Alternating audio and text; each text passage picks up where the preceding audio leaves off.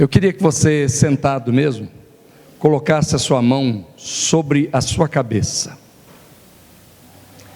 Deus tem nessa noite uma palavra para trazer para mim e para você. Essa palavra ela pode fazer toda a diferença na sua vida se você entendê-la e praticá-la. Como também essa palavra pode ser só mais uma mensagem de domingo, se você não entendê-la.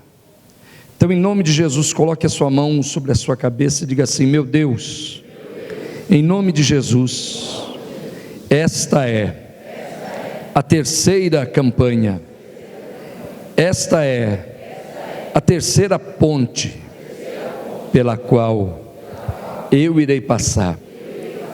E eu quero, Pai, lhe pedir nessa noite, ajuda-me a criar pontes de entendimento na minha mente, no meu cérebro, na minha alma e no meu coração, para que eu possa realmente viver, ultrapassar todas as crises e viver uma nova vida na minha vida.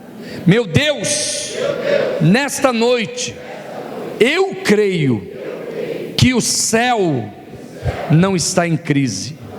Nesta noite, eu entendo que não há inflação no céu, não há crise no céu, não há desemprego no céu, e eu sou um cidadão do céu. Por isso eu te peço, tudo aquilo que há no céu, tudo aquilo que o céu vive, que eu viva nesta terra, porque a tua palavra diz, que o Senhor Jesus disse: seja feita a tua vontade, aqui na terra, como no céu. Amém? Deus vai lhe fazer viver um céu nessa terra. Se você crer, se manifeste de acordo com essa fé, em nome de Jesus. Essa era a oração do Pai: seja feita a tua vontade, assim na terra como no céu. É importante que eu e você entendamos isso. Na oração do Pai Nosso, Jesus deixou claro: seja feita a tua vontade, aqui na terra, como ela é feita no céu. Então, se você não está vivendo o céu na terra, você está vivendo aquém daquilo que o Senhor Jesus quer que você viva. Então olha para a pessoa que está do seu lado e diga para ela: meu irmão, você precisa viver o céu na terra, porque esta era a oração de Jesus. Amém? Nós estamos com esta réplica de uma ponte aqui em frente, de frente ao altar, porque nós estamos falando já, hoje é a terceira semana que nós estamos falando sobre as 12 pontes que ultrapassam crises. Repita isso comigo: Deus vai me fazer construir 12 pontes que ultrapassam crises. Amém? Nós temos aprendido durante essas semanas que você só pode estar construindo duas coisas nesses dias que o Brasil está vivendo, segundo se anuncia, uma crise. O Brasil, segundo os comentaristas, os jornalistas anunciam, o Brasil está passando por uma crise. Não é a primeira, não será a última. Mas quando nós estamos vivendo uma crise, só há duas construções que nós fazemos durante uma crise: ou nós construímos um abismo, aumentamos ainda mais a crise com as palavras da nossa boca, com o nosso desânimo, com o nosso abatimento, ou nós revertemos a situação e começamos então a construir pontes para atravessarem essas crises. Porque uma coisa é todo mundo viver dizendo assim: o desemprego está aumentando cada vez mais, você viu? Cada vez mais está aumentando o desemprego. Construir esse abismo social, esse abismo psicológico, qualquer um constrói. Mas o construtor de pontes, ao invés dele ficar, cada vez está aumentando mais o desemprego, ele vai dizer: eu vou criar uma maneira de criar empregos no meio da crise.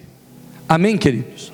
Por quê? Porque o construtor de pontes, quando ele vê o desemprego, ele começa a pensar: essa é uma boa hora de eu contratar excelentes profissionais, porque com certeza há excelentes profissionais desempregados agora.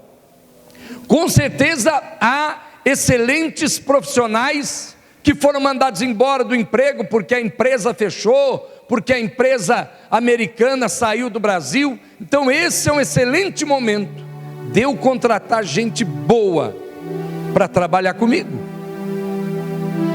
Então, meu querido, minha querida, se eu vou construir uma ponte ou se eu vou aumentar o abismo, é uma decisão minha. Eu não sei que situação você esteja vivendo hoje, mas eu vou lhe falar aqui sobre um homem chamado Paulo. Paulo era um homem que não tinha crise para ele. Tanto é que Paulo, ele diz em um dos textos que eu não vou ler hoje, mas ele diz assim: eu sei ultrapassar qualquer situação, eu sei ultrapassar a fome, eu sei ultrapassar a perseguição, eu sei ultrapassar a morte, eu sei ultrapassar qualquer adversidade. Olha que coisa linda, Paulo dizendo isso: eu sei ultrapassar qualquer adversidade. Nós vamos ainda falar sobre isso. Então, que Paulo era? Diga comigo: um construtor de pontes. Eu estava dando meu testemunho essa semana, pessoalmente, para os pastores da Batista da Lagoinha, que estiveram aqui conosco durante o congresso que terminou hoje pela manhã. 2 pastores da Igreja Batista da Lagoinha estiveram aqui. E por que eu os trouxe? Porque eles são pastores de uma igreja de mais de 60 mil discípulos. Então, quem tem desejo de ser grande, chama para aprender com gente grande. Um construtor de pontes, ele não aprende com quem cava poço, ele aprende com outros construtores de pontes, que com certeza construíram pontes maiores do que a dele. Quando você vai construir uma ponte, meu irmão, por exemplo, você tem um sítio, tem uma área, você precisa construir uma ponte. Você vai procurar no Google com quem? Você vai procurar maquetes, vai procurar plantas, vai procurar projetos com pessoas que já construíram uma ponte. Ninguém faria diferente. Ninguém vai procurar o projeto de uma ponte com um vaqueiro. Não tem nada a ver uma coisa com outra. Então, eu quero construir uma ponte nessa cidade. E quero que, em nome de Jesus, esse ministério torne-se um ministério maior e mais influente dessa região. E nós estamos trabalhando para isso. Eu vou lhe dar um exemplo. Em nome de Jesus, no próximo congresso que nós vamos realizar aqui, no mês de setembro, nós vamos ser a primeira igreja, pelo menos que eu saiba, no Alto Tietê, que em nome de Jesus, esse congresso vai entrar no calendário oficial da nossa cidade. Isso quer dizer o quê? Isso quer dizer influência, isso quer dizer reconhecimento. Tudo isso faz parte de um projeto de crescimento e de influência. Então, Paulo, era um homem que, quando ele chegava na cidade, ele procurava as pessoas influentes da cidade. Quando Paulo chegava num local, se ele conhecia ou não, ele ia em busca das pessoas influentes para aprender com elas. E a Bíblia diz que ele foi até a cidade de Corinto, que era uma cidade da região da Grécia, e nós vamos ler sobre isso. Atos 18, verso 1, quando Paulo procura uma família influente que tinha acabado de chegar da Itália, chamada Priscila e Áquila. O verso 1 diz assim: e depois disto partiu Paulo de Atenas e chegou a Corinto. Corinto é a região da Grécia.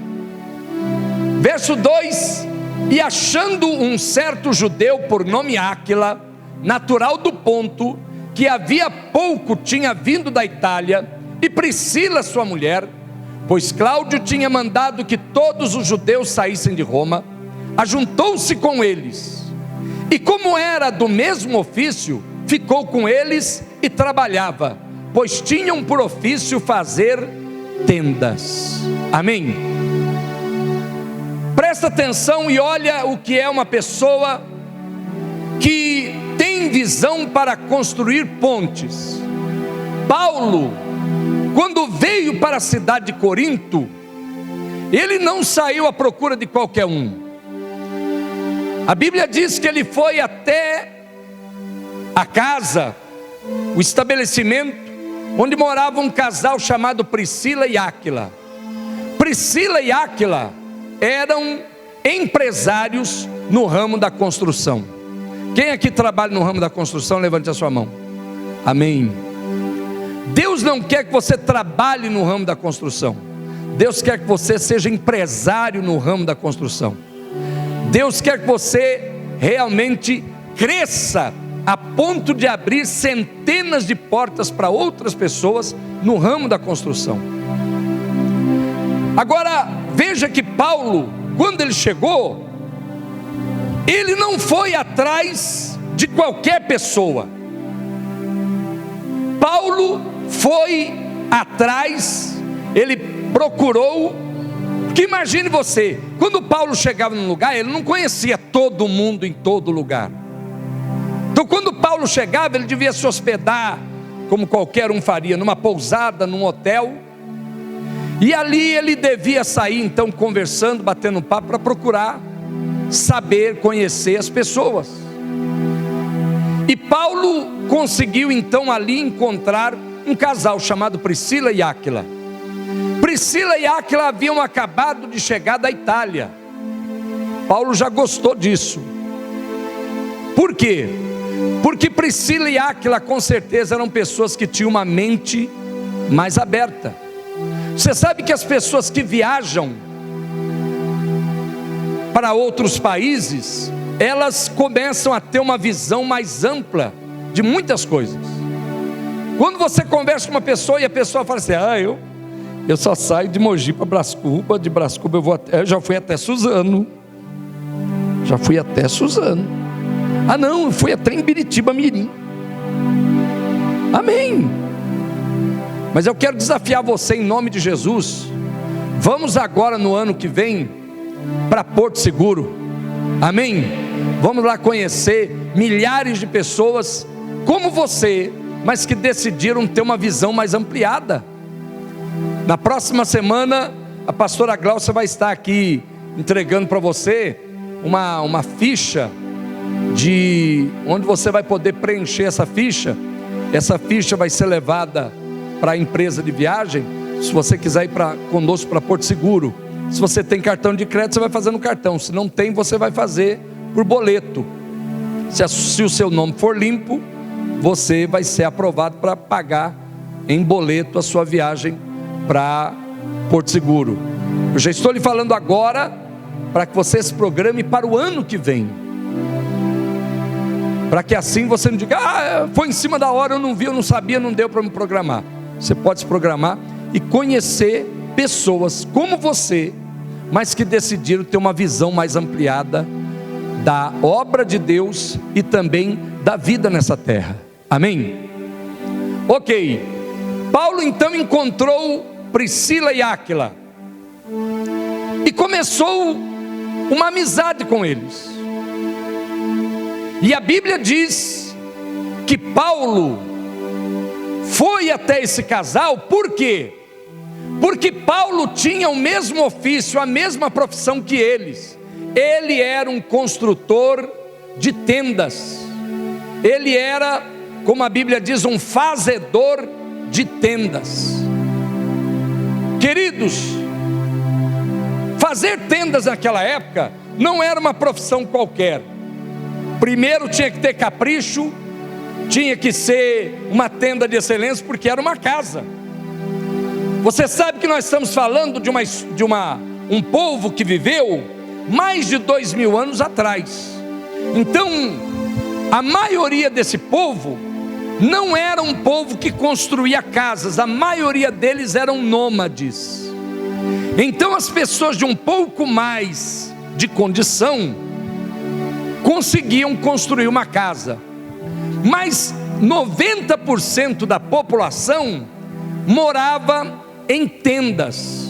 Então o que era um construtor de tendas naquela época? Era um tipo de um construtor do Minha Casa Minha Vida nos dias de hoje.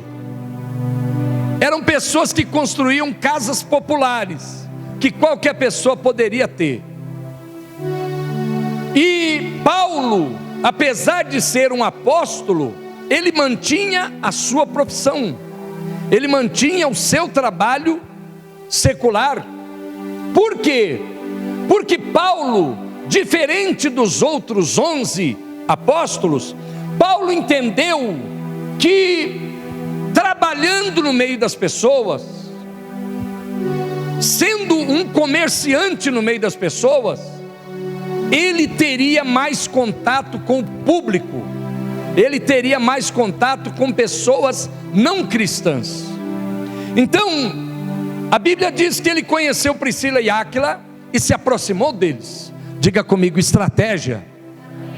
Por quê? Ele tinha acabado de chegar na cidade, ele tinha um ofício, ele tinha uma profissão, mas ele não tinha maquinário, ele não tinha espaço, ele não tinha clientela, não tinha freguesia. E ele sabia: eu estou chegando numa cidade que eu não conheço ninguém, não adianta eu sentar como um camelô no meio da praça e dizer: construo tendas, quem tem interesse. Ele sabia que não adiantava isso. O que foi que ele fez? Estrategicamente ele se aproximou de um casal que já trabalhava no ramo, um casal que já tinha domínio dessa situação, e ele foi até eles e passou a trabalhar com eles. Agora, por que Paulo foi trabalhar com eles? E é sobre isso que eu quero falar nessa noite. Diga comigo a terceira ponte: a ponte da oportunidade. Olha para a pessoa que está do seu lado e diga para ela: hoje Deus quer lhe abrir uma porta. Hoje Deus quer que você construa uma ponte de oportunidade para a tua vida, para o teu sucesso. Olhe para ele e olhe nos olhos dele e pergunte: você quer sucesso? O que ele respondeu? Ele ficou assim. O que ele respondeu? Você quer sucesso? Gente, eu e você precisamos parar com aquela humildade boba, dizer assim: ai não, tá bom do jeito que estou. Meu irmão, minha irmã, se tem uma coisa que você, como um homem de Deus, a não ser que você não seja de Deus, se você não é de Deus, você tem que ser fracassado mesmo o resto da vida. Porque quem não tem Deus só pode viver no fracasso. Mas se você um dia entregou sua vida para Jesus, eu quero te dizer, o teu Jesus foi um Jesus de sucesso, e é até hoje. Imagina o camarada vir aqui e criar um ministério que, mesmo depois de 2000 anos dele ter morrido, Esse ministério não diminui, só cresce. Tem que ter sucesso para fazer um negócio desse. Tem ou não tem? Não pode ser qualquer um. E outra, tudo isso em 3 anos. Gente, há quanto tempo você está trabalhando na tua empresa? Há quanto tempo você abriu uma empresa? Jesus, em 3 anos, porque ele começou essa empresa dele, chamada Reino do Céu, aos 30 anos. Até os 30, ele era uma pessoa comum, um carpinteiro. Mas aos 30, ele deu abertura, foi lá no cartório e abriu, registrou a empresa Reino do Céu. E disse: vou conquistar esse mundo. E ele abriu o CNPJ e abriu a sua empresa, chamou alguns sócios, deu a esses sócios o nome de discípulos. Se você for olhar, quantos discípulos Jesus tinha? Quantos? 12. Quem aqui já abriu um CNPJ de alguma empresa? Não uma microempresa, mas uma empresa. Levante a mão. A maioria das empresas da instituições tem quantos entre conselheiro, entre fiscal e não sei o que? São quantos? São 12. Eu tenho o Instituto Social Caminho da Vida. São 12 pessoas que fazem parte da diretoria. A igreja, o Ministério Caminho da Vida, a parte empresarial da igreja, porque a igreja é o lado espiritual, mas essa igreja aqui, por exemplo, tem um CNPJ. Ela existe como instituição. Essa instituição tem 12 diretores, 12 pessoas que fazem parte da diretoria. Então, Jesus fez a mesma coisa. E em 3 anos ele construiu o maior império de amor que o mundo já viu.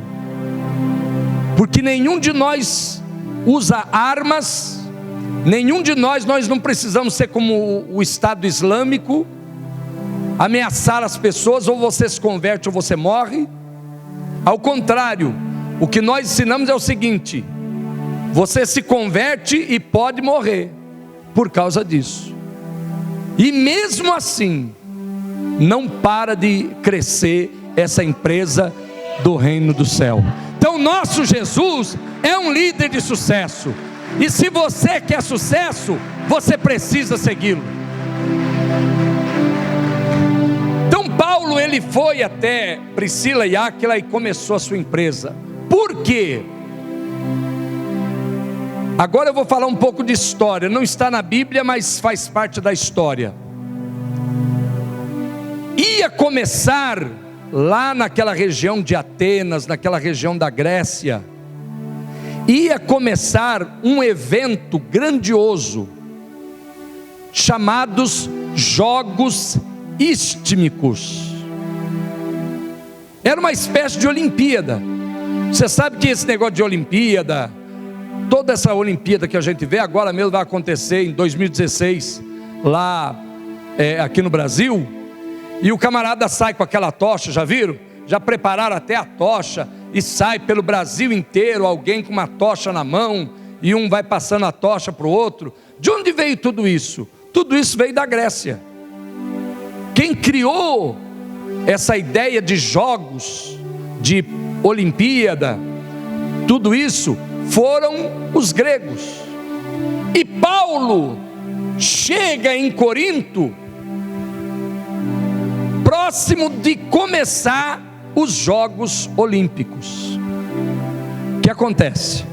Ele chega ali em Corinto e começa a perceber que muitos estavam chegando para a cidade, estavam chegando para a região e não tinham uma tenda, não tinha uma barraca para ficarem hospedados ali aqueles 15, 20, 30 dias. O que Paulo fez? Começou a construir uma ponte de oportunidade. Ele viu uma oportunidade Ele viu a necessidade daquele povo. Ele começou a ver, olha só que coisa. Ele começou a andar pelas ruas de Corinto. E aí ele chegava para conversar com alguém. E aí, como é que você está e tal, tudo bem? Você é daqui mesmo? Não, eu vim para os jogos regionais, eu vim para os jogos nacionais. Ah, entendi. Está hospedado aonde? Rapaz, esse que é o problema. Essa cidade aqui não tem quase hospedagem, não tem lugar para o povo. Ah, não tem lugar? Não tem. Entendi. Aí ele saía e tal para conversar com mais alguém, para ver mais alguém, encontrava mais alguém. Olá, como é que vai? Você é de onde? Ah, eu sou da região tal, lá da Panfilha. Eu viajei, eu vim de lá para cá para participar dos jogos, mas eu acho que eu vou ter que voltar para casa. Por quê? Ah, então, não tem hospedagem. Quando Paulo começou a olhar e ver a necessidade, escute, porque é aí que entra o construtor de pontes. Ele podia ter chegado ali e falado: realmente eu também estou decepcionado, eu nunca vi. Como é que pode a cidade não ter estrutura? Como é que pode a cidade não oferecer hospedagem? Como é que pode? Lança os jogos istmicos e não dá estrutura para o povo. Não, eu também estou revoltado de ver essa situação. Ele podia ter feito isso, sim ou não? É o que a maioria de vocês faz. Quando vê uma crise, ao invés de rebatê-la, começa a falar, se junta com aquela pessoa e fala: realmente a situação está cada vez pior. Não, você viu, a firma tal mandou tantos embora, a outra empresa já despediu não sei quantos, a outra empresa deu férias coletivas para um monte. Do jeito que está, meu Deus. Construtores de abismo. Paulo, quando viu aquela crise, ele criou uma oportunidade. Então, quando Paulo viu que a crise ali era a falta de hospedagem, ele pensou: eu vou criar hospedagens. Mas aí ele sozinho, volto a lhe dizer, ele sabia que ele sozinho não podia fazer isso, porque ele tinha chegado na cidade, ele não tinha ferramenta, ele não tinha o pano para fazer as tendas, ele não tinha material, ele não andava com material para lá e para cá. Então o que ele fez? Foi buscar pessoas que faziam o mesmo que ele, Priscila e Áquila. E ali ele abriu a sua empresa e começou a construir suas tendas. Só que agora Paulo mostra Paulo não tinha ido a Corinto para construir tendas. Paulo tinha ido a Corinto para erguer o reino de Deus naquela cidade. Meu querido, minha querida, e agora eu vou lhe dizer porque muitas vezes você começa a construir a sua tenda e acaba tendo problemas. Porque você precisa entender que onde Deus te colocou, Ele não te colocou apenas para fazer funcionários, para fazer empregados, para ter uma grande empresa. Ele te colocou ali também para que você seja um homem de Deus ali, uma mulher de Deus ali, e para que você traga a esse funcionário, a esse colaborador, a palavra da salvação. Porque Deus não está preocupado apenas em que você ganhe dinheiro. E esse é o nosso problema, esse é o problema da maioria dos cristãos. E pedem a Deus: me abra uma porta. Deus abre a porta. Aí a primeira coisa que acontece, quando ele começa a crescer: eu não tenho mais tempo para ir na igreja. Estou crescendo, o trabalho está crescendo muito, a empresa está crescendo. Puxa vida, Deus me colocou numa posição, num cargo grande. Só que esse cargo é muito grande, e então eu tenho muita responsabilidade. Porque eu tenho muitas responsabilidades, eu não posso mais ir para a igreja. Ponto negativo: você está tirando o teu sócio, o sócio da empresa. Você está dizendo que você não tem mais tempo para ele. Meu irmão, minha irmã, mais cedo ou mais tarde a sua empresa vai falir. Quem está entendendo? Porque o sócio majoritário é Deus. Amém? Diga isso comigo: o meu sócio majoritário é Deus. Meu querido, minha querida, em todas as áreas da sua vida, você precisa ter um sócio majoritário. E o teu sócio majoritário tem que ser Deus. Quando você vê um lar, uma família estruturada, pode ter certeza que essa família, esse lar, só está estruturado porque está agarrado em Deus. Há pessoas que chegam para mim e às vezes falam: puxa vida, apóstolo, agora mesmo esses pastores da Lagoinha disseram: que família abençoada que o senhor tem, todo mundo envolvido na igreja. Realmente, e só tem um segredo: o meu sócio majoritário é que mantém a minha família. E se eu sei que ele é o sócio principal, eu vou pisar na bola com ele, meu irmão? Só se eu for louco. Eu vou pisar na bola com ele? Só se eu tiver algum problema. Imagina você quer abrir uma empresa, essa empresa custa 1 milhão, você só tem 50 mil, e olha lá. E aí chega um sócio e diz assim: querido, eu vou entrar nessa empresa com você. Quanto você precisa? A empresa é 1 milhão, eu só tenho 50. Então eu vou lhe dar os 950 para você começar a sua empresa. E daqui a pouco sua empresa começa a bombar. Deixa eu lhe perguntar: você vai pisar na bola com esse sócio? Sim ou não? Só se você for louco. Você tem que ter problema mental seríssimo para pisar na bola com um sócio desse. Muitos pisam na bola com o sócio majoritário, que é Deus. Agora há pouco estava ouvindo a pastora Daiane falando: como é que você pula sem se mexer? Como é que você corre sem se mexer? E você pode ver que eu sou uma das pessoas que mais pula ou corre ou dança aqui nessa igreja. E desde que eu saí do hospital foi assim. Sabe por quê?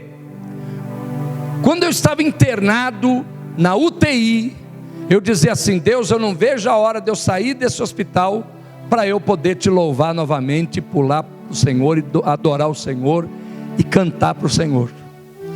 Você sabia, eu já era apaixonado por essa igreja, mas depois que eu fiquei 25 dias internado, eu me apaixonei mais ainda.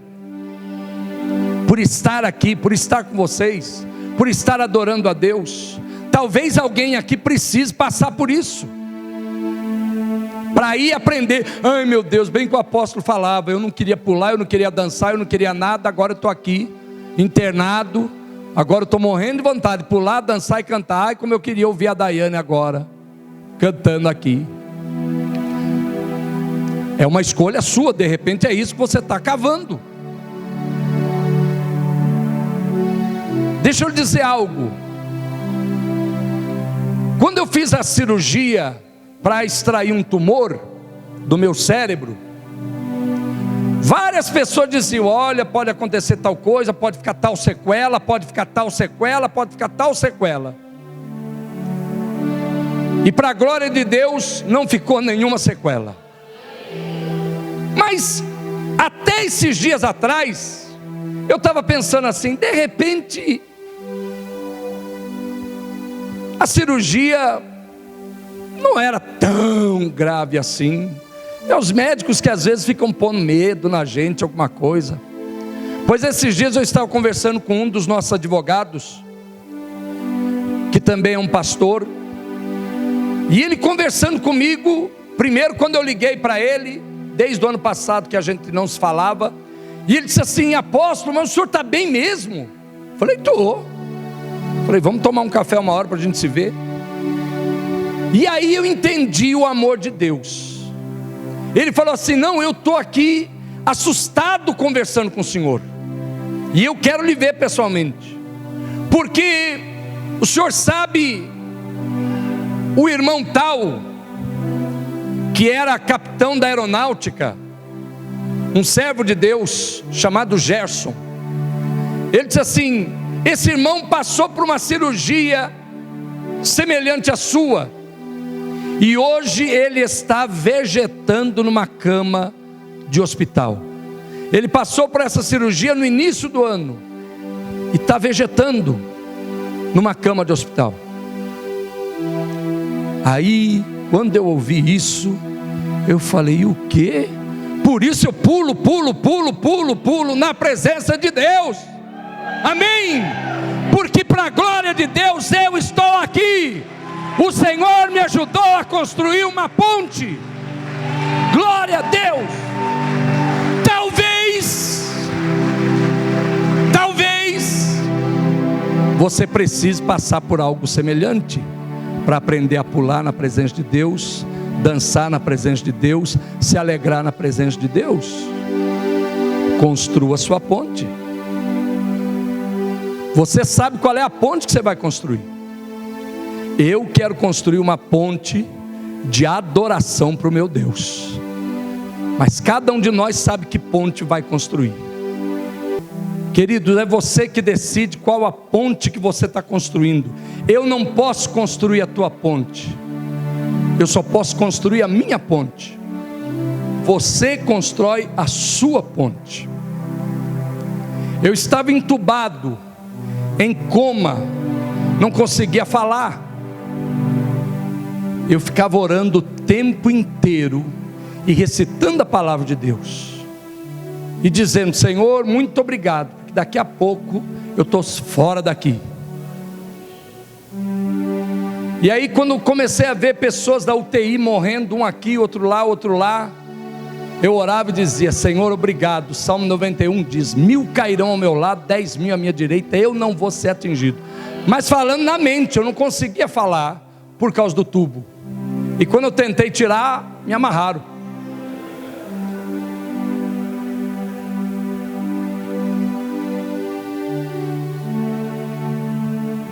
Um dia esqueceram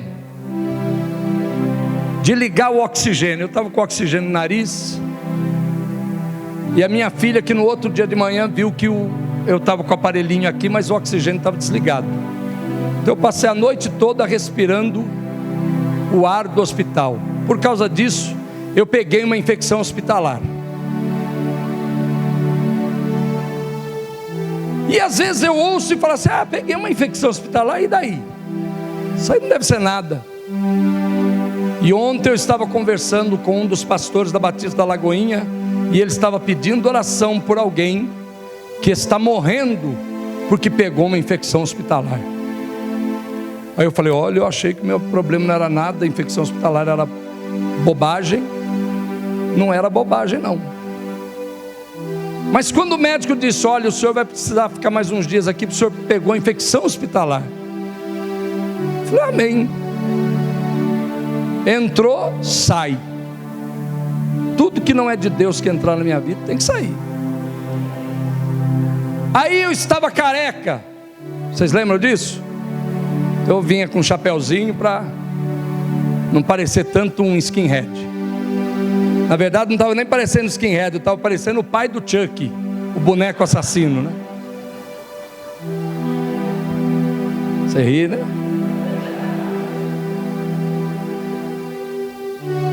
Aí alguns médicos disseram assim: olha, o senhor não vai se importar se quando os seus cabelos começarem a crescer, o senhor perceber que ficou um monte de falha no seu couro cabeludo. Isso é normal, porque a tampa da sua cabeça saiu, e quando fecha, nem sempre os cabelos se recriam. Quando falou isso, eu pus a mão na minha careca e falei assim: mas nenhum fio de cabelo a menos eu quero na minha cabeça. Não é questão de beleza, É questão de que eu falei com Deus, falei: Senhor, da forma que eu entrei, eu saio. Se eu entrei aqui com 100 mil fios de cabelo, eu não quero sair com 99.999. Por quê? Porque eu estava ali todo o tempo construindo uma ponte. Então, meu irmão, minha irmã, é você que decide qual é a ponte que você quer construir. Paulo aproveitou-se de um momento de crise em Corinto. Paulo aproveitou-se de um momento em que todo mundo reclamava: não tem casa, não tem pousada, não tem hotel. E ele disse: eu vou construir pontes. Mas agora escuta só, e olha que coisa linda isso. Sobe aqui um pouquinho, irmão, sobe aqui um pouquinho, Vanessa.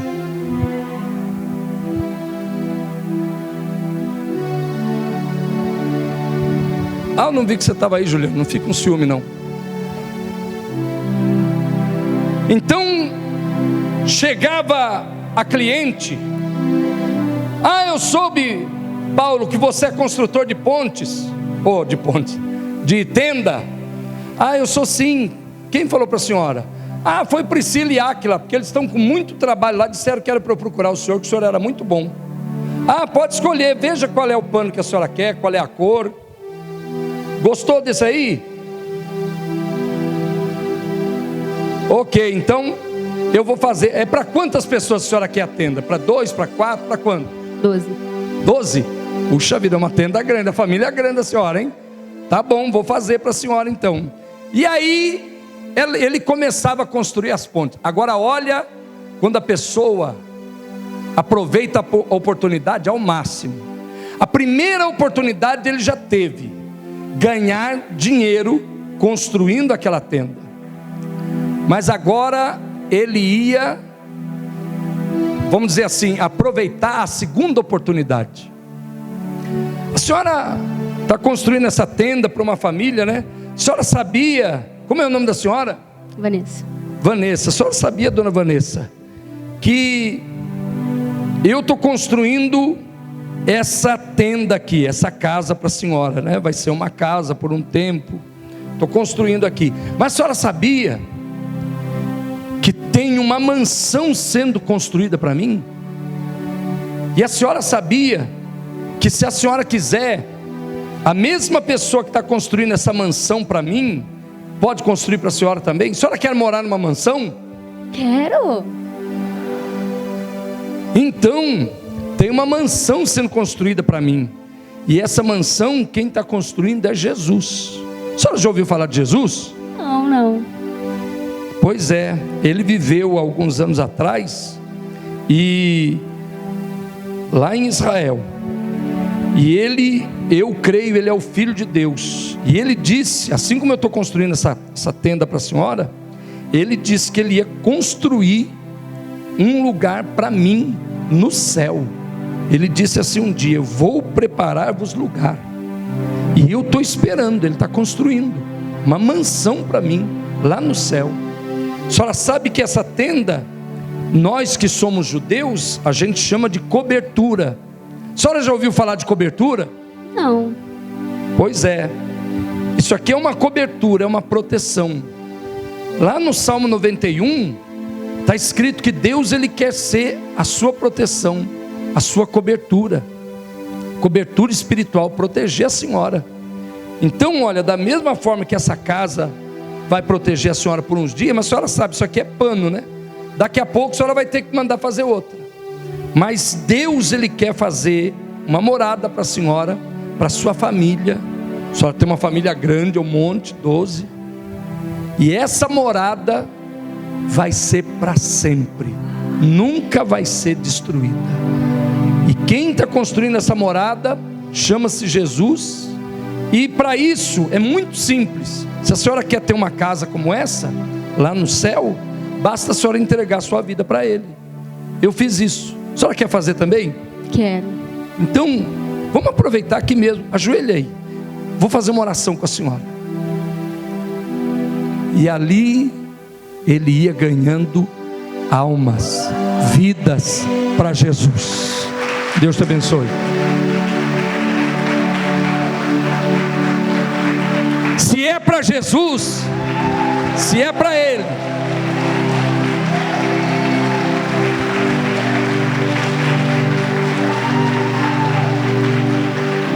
então, queridos, por isso é que Paulo era um homem de sucesso.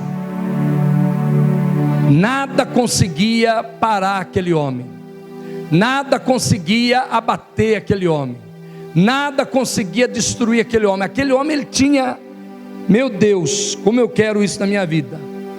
A Bíblia diz que um dia apedrejaram Paulo, mas deram tanta pedrada nele, ele ficou tão ensanguentado, que eles pararam de apedrejar, porque disseram: morreu, esse desgraçado morreu, nunca mais vai falar de Jesus para ninguém. Foram embora. Passaram-se algumas horas, ele se levantou, e diz a Bíblia que ele foi pregar o Evangelho de novo. Por isso esse homem, quando eu penso em Paulo, eu penso num homem indestrutível. Parece que nada conseguia destruir esse camarada. Interessante que Paulo era uma pessoa assim, ou as pessoas amavam ele ou odiavam ele, porque Paulo também era muito sincero, mas Paulo tinha um amor sobrenatural. E quando eu chegar no céu, eu quero conhecer Paulo pessoalmente. Vou dizer: Paulo, eu era seu fã na terra. Depois de Jesus, Jesus era o número 1 na minha vida, mas você era o número 2. Depois de Jesus era você. Eu só não fui São Paulino na terra para não criar problema com a minha família, porque lá tinha corintiano e São Paulino. Então, para não criar problema, eu não fiquei de lado nenhum. Eu sou Jerusalém Futebol Clube, senão eu tinha sido São Paulino só por causa de você, Paulo. Amém, queridos? Então, nessa noite, em nome de Jesus, eu quero convidar você a passar agora por essa ponte, e quero convidar você, em nome de Jesus, a sair daqui hoje e começar a criar oportunidades. Deixa eu recapitular alguma coisa aqui. Primeiro, Paulo, quando chegava numa cidade, ele via as necessidades daquela cidade. Diga comigo: Senhor, quando eu sair daqui, eu quero que o Senhor me ajude a enxergar as necessidades da minha casa, as necessidades que o meu corpo tem. Meu irmão, às vezes você está precisando dormir melhor. Então para de ficar assistindo televisão até de madrugada, porque esse pisca-pisca seu aí é porque você dorme pouco. Então pare de ficar até de madrugada acordado e vá dormir.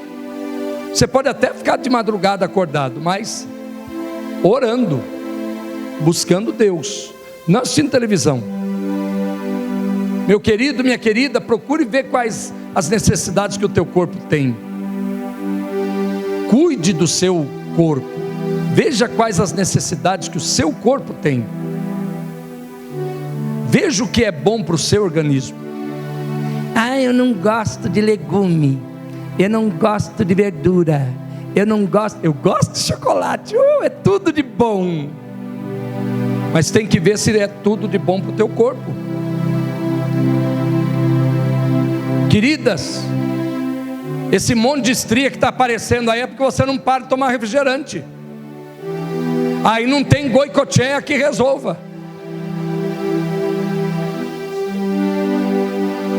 Tem o quê? Celulite, né? Celulite. Celulite também, esse monte de estria, esse monte de celulite. Você enche a cara de refrigerante, minha querida. Não almoça, só come McDonald's. É só lá no Bob's, é só Habib's, é só lanche. Lanche uma vez ou outra, tudo bem, mas toda semana, pelo amor de Deus. Depois fica aí, não sei por que eu estou me chamando de fofinha. Então procure ver as necessidades do seu organismo, as necessidades do seu corpo. Procure ver as necessidades da sua família. Procure saber da sua esposa, do seu marido, dos seus filhos, dos seus pais. O que é que eu posso fazer para ajudar você? Você já perguntou para tua esposa, para o teu marido, para os teus filhos: o que eu posso fazer para te ajudar a ser mais feliz? Se o seu marido está aí, pergunte isso para ele, ou se sua esposa está aí, pergunte para ela: o que eu posso fazer para te ajudar a ser mais feliz? Se prepara, que às vezes ela vai falar assim: me dá uma lipo, ou então me pagar um tratamento de botox.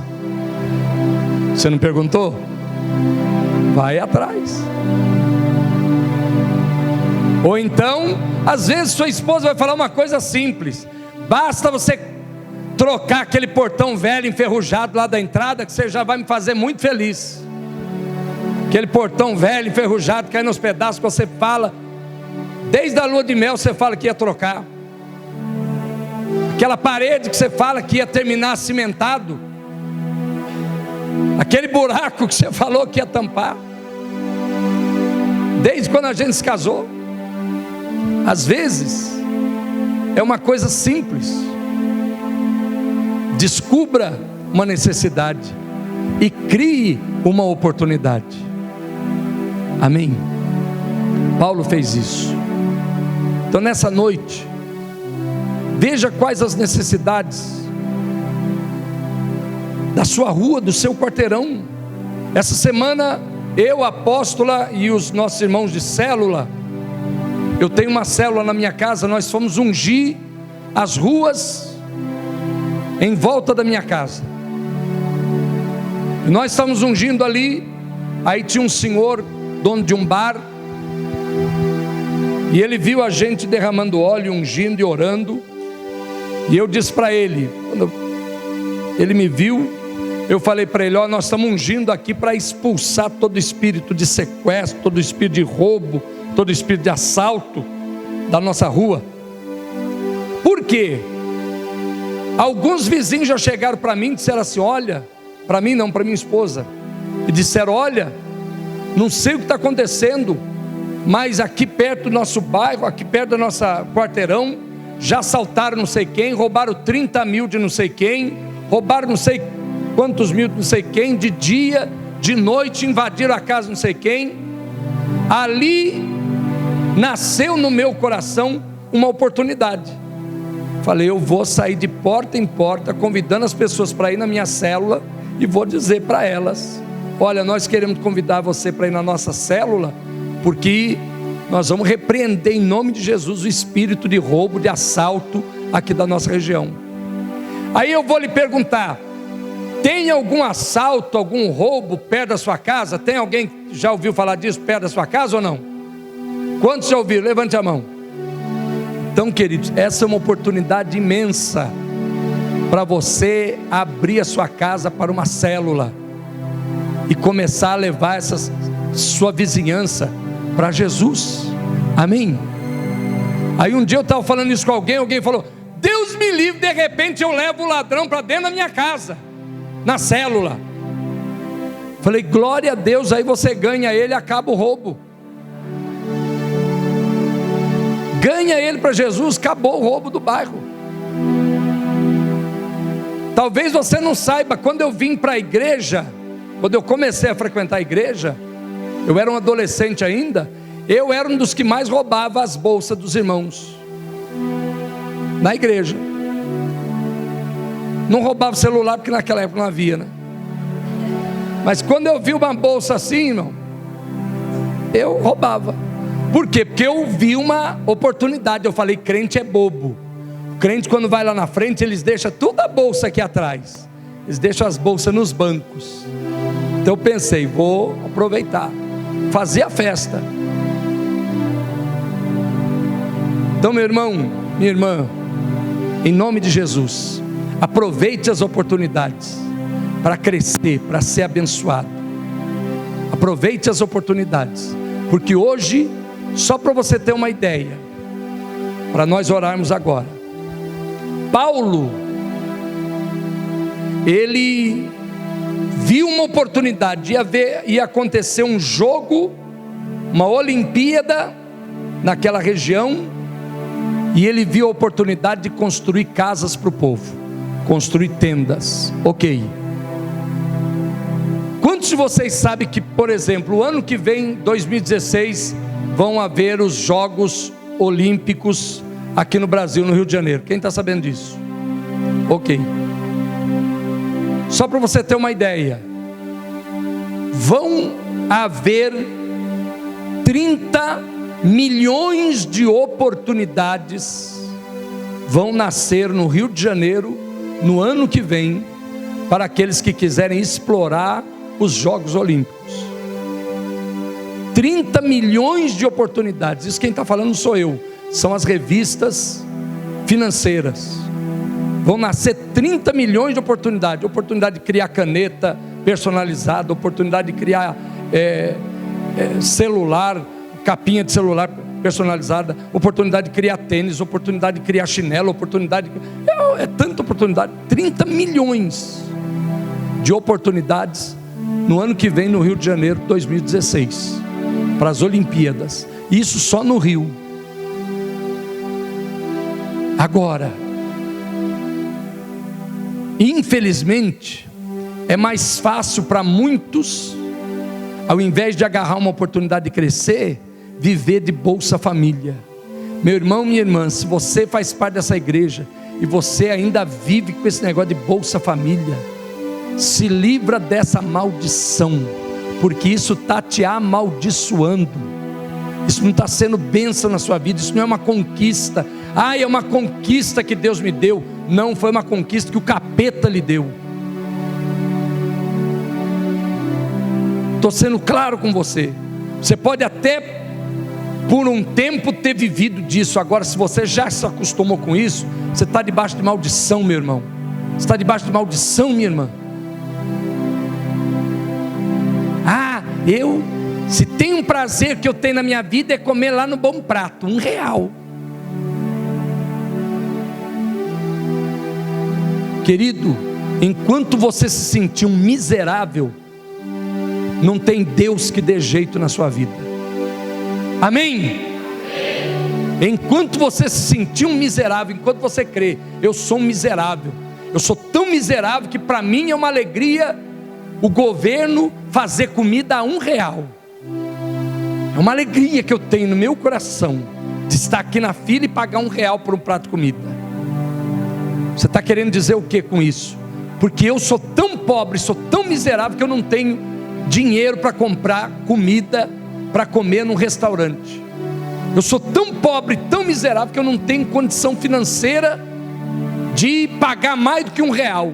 Então eu quero aproveitar. Ou então alguns vão dizer assim: não, eu tenho condição, mas é que eu quero me aproveitar. O governo não faz nada para ninguém, então eu vou aproveitar, vou comer comida a R$1. O sangue de Jesus tem poder. Que Deus te liberte hoje, que você veja hoje uma oportunidade para sair de debaixo dessa maldição. Porque enquanto eu pensei assim, era assim que eu vivia. Nós já estamos hoje na terceira ponte. Qual foi a primeira ponte? Quem lembra? Qual? Comunicação. A segunda ponte?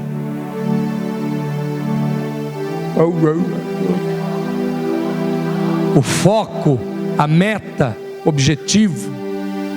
Então escute para nós orarmos. Tudo aquilo que eu declaro, eu me torno.